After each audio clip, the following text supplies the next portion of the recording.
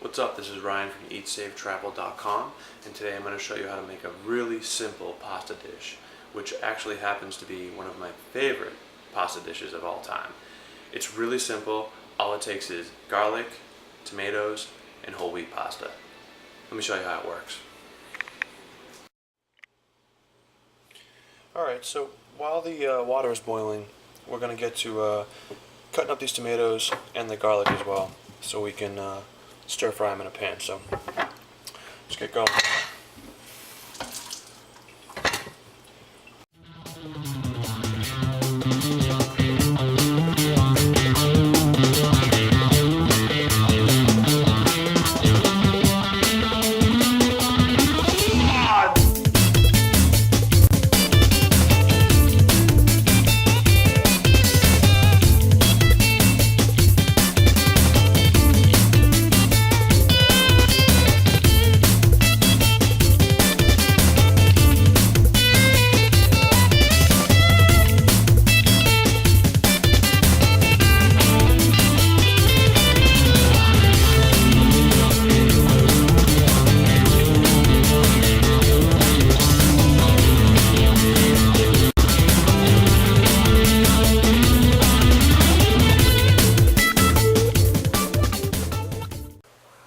Okay, so now I just strained my pasta, put it in a little bowl, and now it's time to take the garlic and tomato and just place it right on top.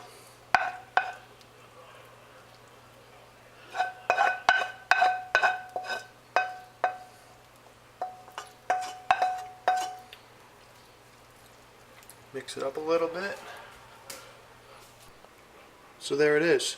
You got yourself a wheat pasta dish with tomatoes and garlic. Well, I'm going to enjoy my meal now. Thanks for watching. Today I'm going to show you how to make polenta pizza. It's a super simple recipe with only 3 ingredients. It takes almost no time to make, and it's great to make for lunch, for a snack, or to serve as appetizers at a party. So let's see how it's done. All you're going to need is a bag of vegan mozzarella cheese, some pizza sauce or tomato sauce, and a package of polenta. Open up that package and then start slicing it into thin little pizza bites. Next, place your polenta slices on an oiled baking sheet and then add the pizza sauce or tomato sauce. Then add your cheese. Sprinkle on as much cheese as you want. And finally, put it in the oven. You're going to want to bake this at 400 degrees for probably about 15 minutes, but really just until the cheese is nice and melty, and then pop it out and you're done. You can get super fancy by sprinkling garlic on top or oregano or anything you like on your pizza. And it's as simple as that. Thank you guys so much for watching. To find more bite-sized vegan videos, you can check them out over at vegan.com. Don't forget to give this video a thumbs up if you like it, and click subscribe so you can stay tuned when we post new videos. Until next time, I'll see you later. Bye!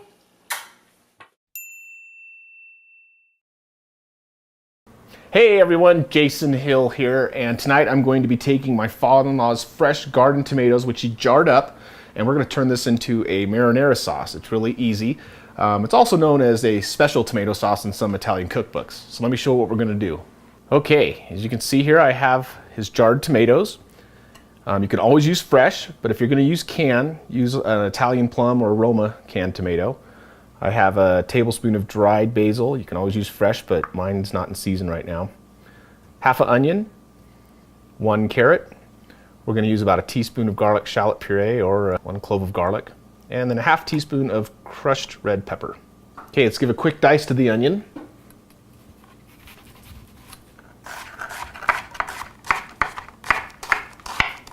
Next, I just grab my cheese grater and shred the carrot up.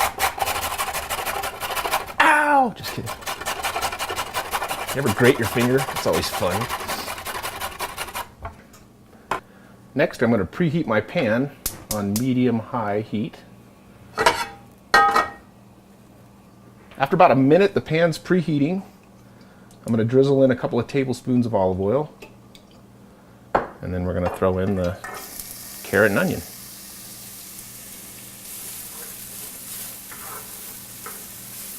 I'm going to saute this until the onions are translucent. Some recipes call for celery. I try and keep it simple and just do carrot and onion.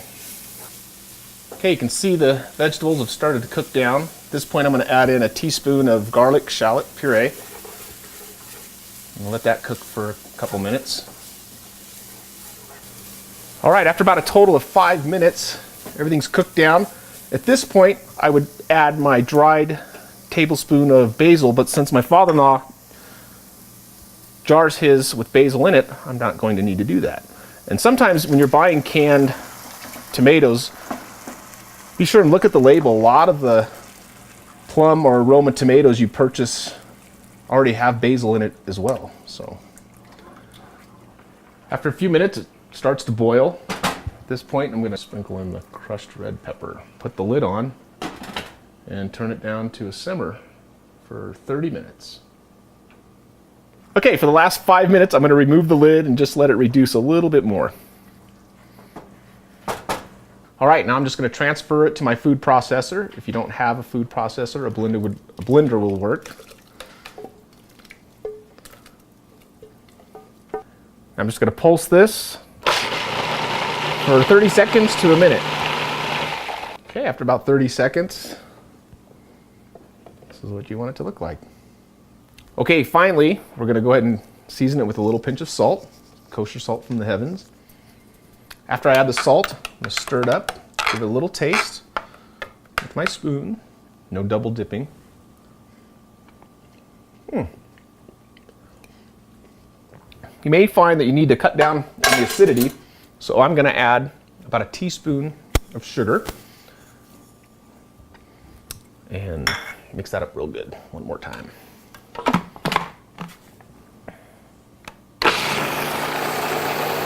Now I like to turn my sauce into what they call a pink sauce by adding maybe just a 1/4 cup of heavy cream.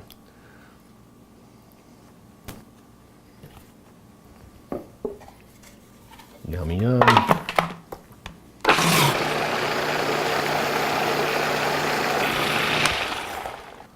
All right, well there you have it. Special tomato sauce. Maybe you call it a marinara sauce or a pink sauce. Either way, it goes great with every type of pasta out there. And for me, it's also my favorite with my eggplant parmesan. So good, so simple. Thanks for tuning in.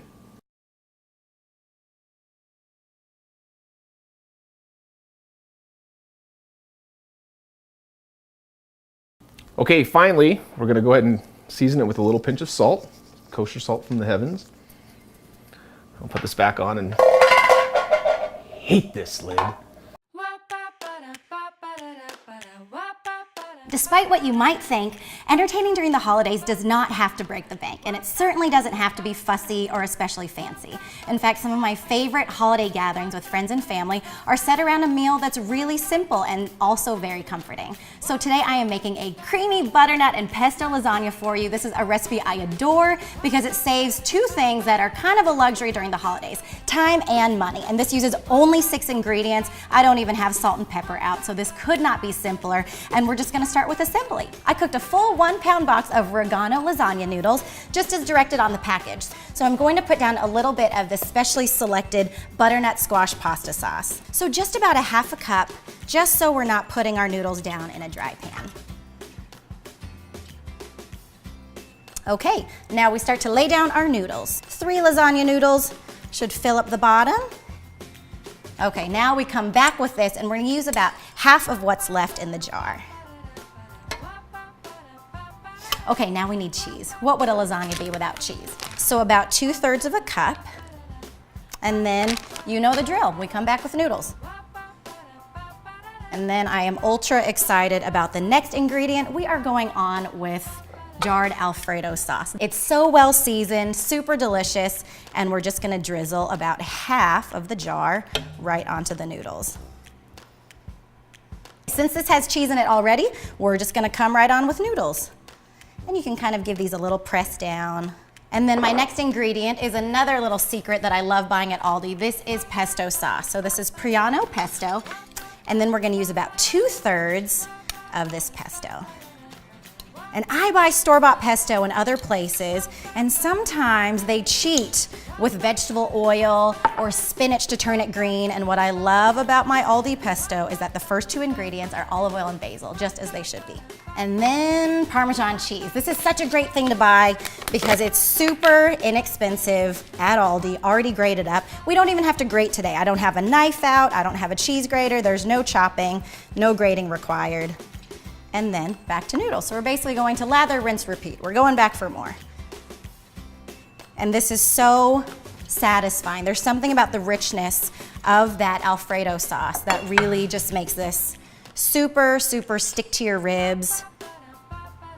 And then more noodles, it just keeps coming. So we're using 6 layers total of noodles. You'll use about 18 whole lasagna noodles, which is exactly 1 box. We are going to finish up with the rest of our butternut squash sauce. So this is where your tiny spatula might come in handy. Then now I've got to put on more cheese, of course. So just another handful. You could be very generous with the cheese and use up the whole bag if you wanted to, but I'll show a little bit of restraint. The end layer is going to be the last 3 noodles, and then the rest of that pesto sauce. So we just used about 2/3 of that little baby jar, and we just need to get a little bit of a gleam on top. Just a nice last thin layer of pesto, just to keep it nice and moist while it bakes in the oven. So this is what I love about lasagna, is that it will feed a crowd. Total cost per serving, once it's all said and done, is under $2. Okay, now we've got to finish with cheese, so a little bit more of that Parmesan will go on top of our pesto. Nice and generous, just to seal in everything. And then a little bit more of our mozzarella.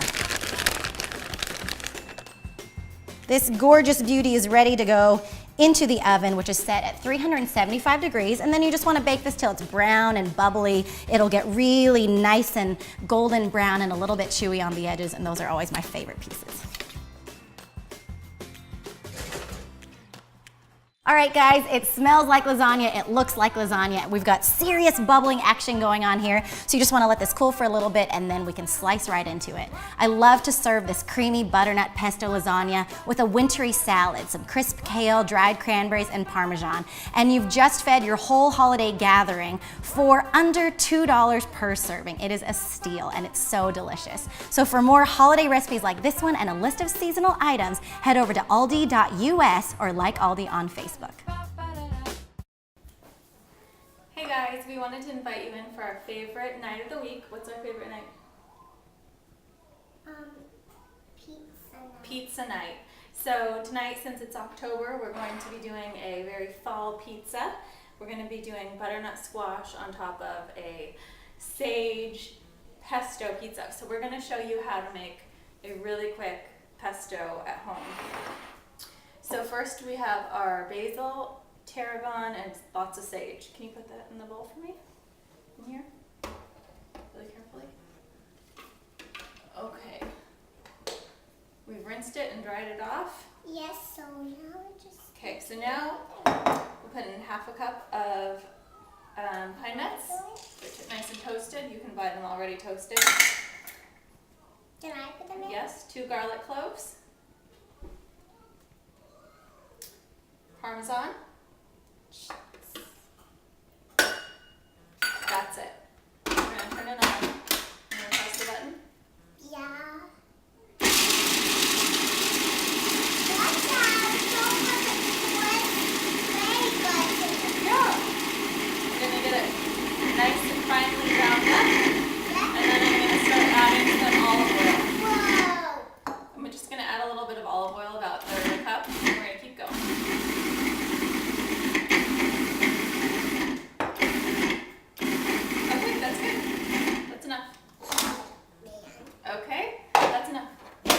And there you have it. We're going to season it with some salt and pepper, just a little bit.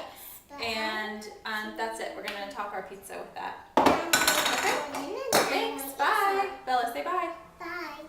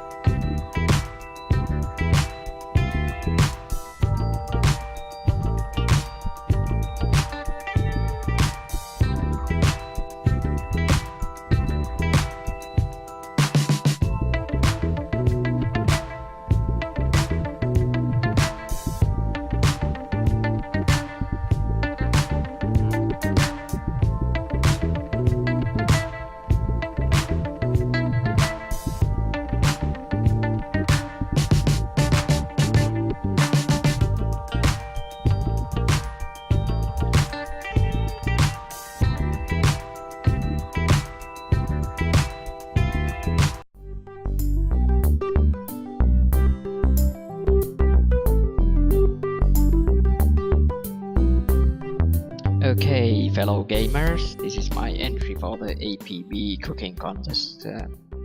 And here's the ingredients: some garlic and onion, and then there's some tomato and broccoli, of course, and some pasta. This is a pasta dish. There's some basil and even more tomatoes, and some olive oil and butter, and there's paprika there, and some pans and pots, and huge knife. And of course you need a gun, since this is APB. And there were tomatoes and some paprika. I'm washing them all good. Some broccoli there, nicely goes. And here's the garlic going on. Yes, I'm really that fast. I'm pro. It goes, yeah, like that, yeah. Then there's onion. You need 2 onions at least when they are this small. And yes, this is no cheating. I'm fast. I'm cutting them nicely. I'm cutting them, and there's this is paprika, I think. Yes, this is paprika, and you don't need whole paprika. Only 1/3 of it will be enough, just to give some taste. And here I cut some tomato. Look at how nicely it goes, and you need about 1 kilo, not quite 1 kilo, but more than half kilo, maybe 700 grams of tomato there. And there goes the last one you have to chop for this. This is broccoli. You take the good part and throw the bad part away. Some oil on the pan and turn the heat up, and then take some water and pour some oil there. And here's a pro tip for you guys. You have to put serious amount of salt to the cooking water where you cook your pasta. Most of the salt will stay in water, but when there's lots of it, it will give some nice taste to the pasta. Okay, there's garlic on the pan already sizzling, and here goes onions in, and you let it simmer, let it sizzle there about 30 seconds to 1 minute, and then you smack in like that. I'm stirring it there, and then you smack in your tomatoes and your paprika, and then some salt in it. So soon, guys, you can see that those tomatoes are so good. I'm sure they are hacking. They can't be that good otherwise. Yeah, you put some salt there. 1 teaspoon will be okay. Then you put some pepper. And this is some kind of allspice. It says grill spice in the middle, but it doesn't matter really what you put there, as long as you put some spice there. It's been like 3-4 minutes, and the water is boiling, and you put your pasta in that boiling water. Mix it up and put the lid on. And here's some artistic shot about tomato sauce getting on, and lid is on, and it looks so nice there. Pasta has been cooking about 4 minutes, 5 minutes maybe, and you put your broccoli in like that. It looks nice, and the lid goes on like that. And pasta is almost done. You throw some butter in, and here's another pro tip for you guys. You've got to use a huge amount of butter here. This is like 3-4 tablespoons of butter. But it will give it a nice good taste. Yeah, stir it in there. And then there's some ridiculous shot coming. Here it is. I'm ripping some basil in there. Take it off the heat and pour the water out of the pasta and mix your pasta with your sauce. Like that. Mix it nicely. And it's off the heat now, so you don't have to boil it anymore or cook it anymore. Let it be a couple of minutes. Cut some bread, make the table nice, like that, and then take your food and bread and another artistic shot here, and then you eat like that. And it's so good. Thank you for watching.